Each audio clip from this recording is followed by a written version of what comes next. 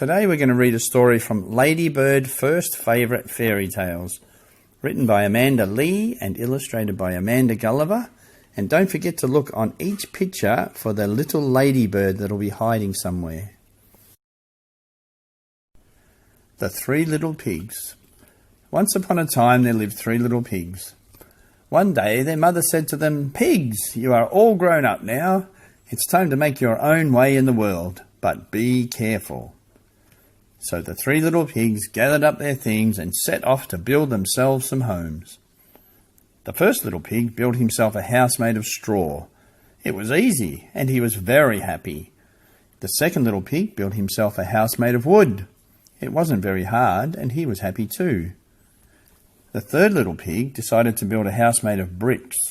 It took her a long time, and it was hard work, but she was very pleased when she finished her strong house and it was finally finished. Along came a big bad wolf. He could smell the little pigs from far away. The first little pig saw the wolf and ran into his house, but the wolf came up to the door and said, little pig, let me come in," said the cunning wolf. "Not by the hair of my chinny chin chin," he replied, the little frightened pig. "Then I'll huff and I'll puff and I'll blow your house down," roared the wolf. And that is what he did. He huffed and he puffed and he blew the straw house down. The first little pig escaped just in time and ran to the house of the second little pig. The big bad wolf went to the second little pig's house. Little pig, let me come in," said the sly wolf. "Not by the hair of my chinny chin chin," replied the frightened little pig. "Then I'll huff and I'll puff and I'll blow your house down," roared the wolf. And that is what he did. He huffed and he puffed and he blew the wooden house down.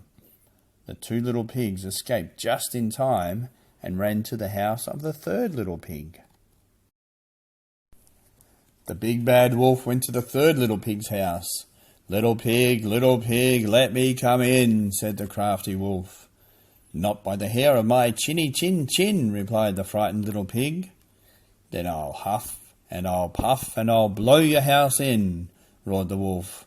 So he huffed and he puffed and he huffed and he puffed, but he could not blow down the house made of bricks. The big bad wolf was furious, and by now he was very hungry, so he thought of another way to get in, down the chimney. But the third little pig guessed what the big bad wolf was up to, so she started to boil a big pot of water in the fireplace. When the wolf came down the chimney, he fell straight into the pot. Splash! The pig quickly put the lid on, and that was the end of the big bad wolf. What a clever little pig! From then on, the three little pigs lived happily together in the brick house and were never bothered by a wolf again. So can you find all the ladybugs that were hiding on the pictures? So on the first page, I think if you look at the first pig, you might find him there.